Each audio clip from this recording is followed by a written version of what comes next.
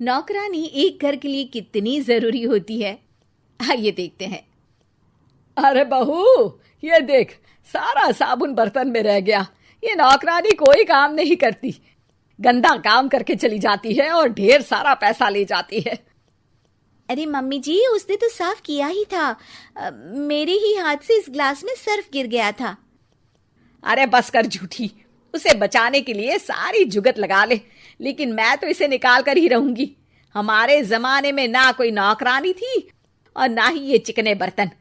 चूल्हे के जले बर्तनों को राख रगड़ कर साफ किया करती थी मैं। अरे माँ जी, मैं कहाँ बचा रही हूँ उसे। और वैसे भी आजकल नौकरानी जरूरत नहीं, स्टेटस सिंबल बन गया है।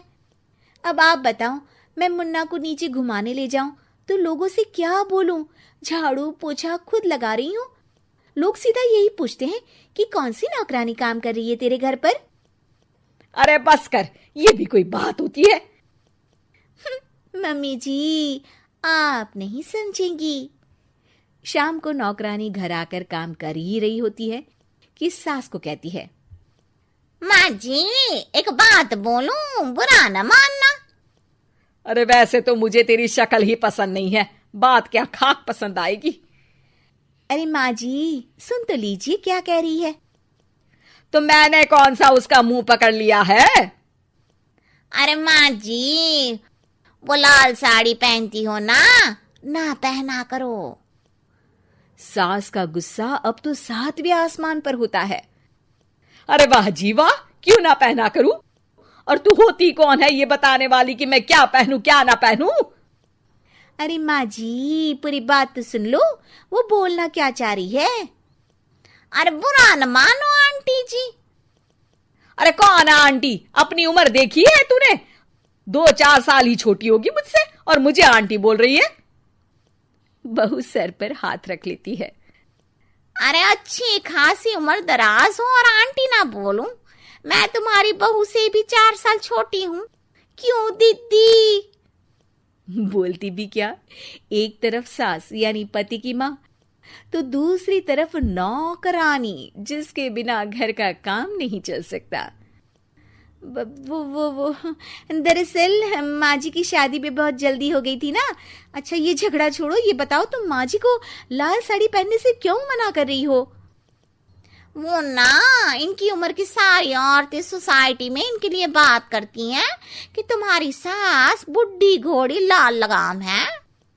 बहू को ये सुनकर गुस्सा आ जाता है। अरे वाह वाह, कौन बोलता है जी? खुद क्या है यहाँ की औरतें, बाल सफेद लेकिन टाइट जींस और कोई कुछ भी पहने।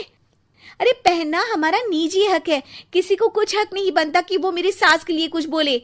मैं आज ही जाकर माँ जी के लिए लाल जींस लेकर आऊंगी, फिर देखो कोई क्या बोलता है। अरे चुप लाल जींस। अरे सुन नौकरानी की बच्ची, जाकर बोल दे उन लोगों से कि उन लोगों की तरह मैं उड़ती नहीं फिरती हूं घर बार छोड़कर। अपने बच्चों और नाती पोतों में मन लगाती हूं, ना कि सारा दिन ताश के पत्तों में आंख गड़ाकर 3 पत्ती खेलूं। नौकरानी वहां से चली जाती है।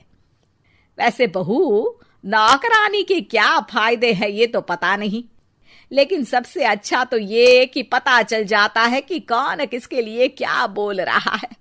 सोसाइटी में तेरा नौकरानी रखने का इरादा बिल्कुल ठीक था। अगले दिन उन लोगों के घर की बेल बजती है। बहू दरवाजा खोलती है कि सामने कुछ औरतें खड़ी होती हैं। अरे बहू, कहाँ है तेरी सास? बुला जरा।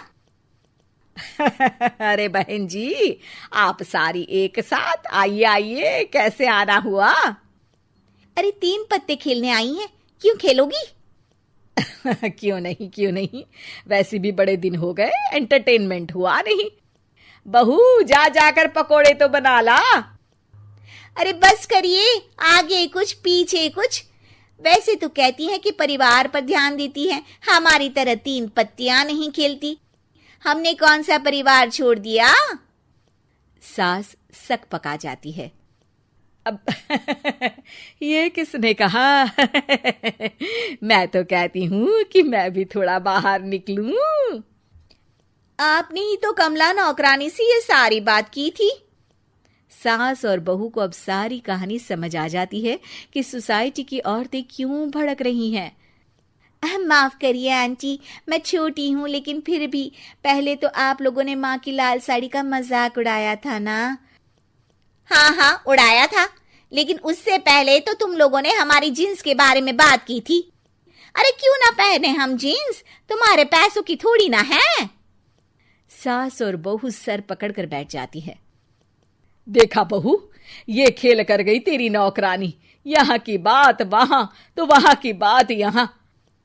दोनों किसी तरह औरतों को समझा बुझाकर घर भेजती है और कसम खाती है कि नौकरानी को नौकरानी ही रहने देंगी।